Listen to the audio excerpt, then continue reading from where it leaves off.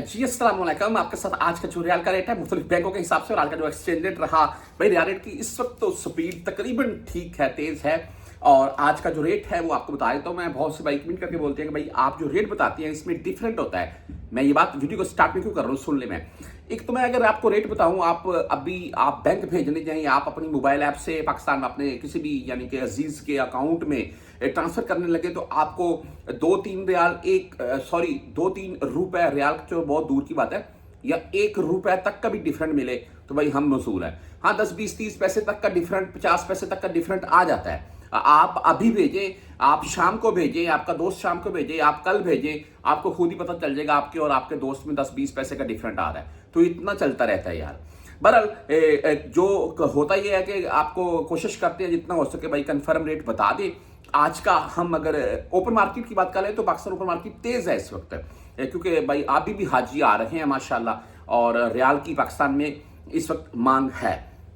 हम बात कर लें मुख्तलिफ बैंकों के हिसाब से तो वेस्टर्न यूनियन आज 74 रुपए 7 पैसे रेट के साथ है। अभी को वेस्टर्न यूनियन से भेजेगा, अगर उसका 73-90 लग जाता है तो मैंने 74-7 बता दिया, फिर डिफरेंट कितना रहा, 17 पैसे का यार। तो भाई देखिए, हो सकता है उसका 74-27 लग जाए रेट, तो 10-20-30 पैसे तक का डिफरेंट होगा, इंशाल्लाह इससे ज्यादा नहीं होगा। हम राजी बैंक की बात कर लें तो आज 74 रुपए 12 पैसे रेट है।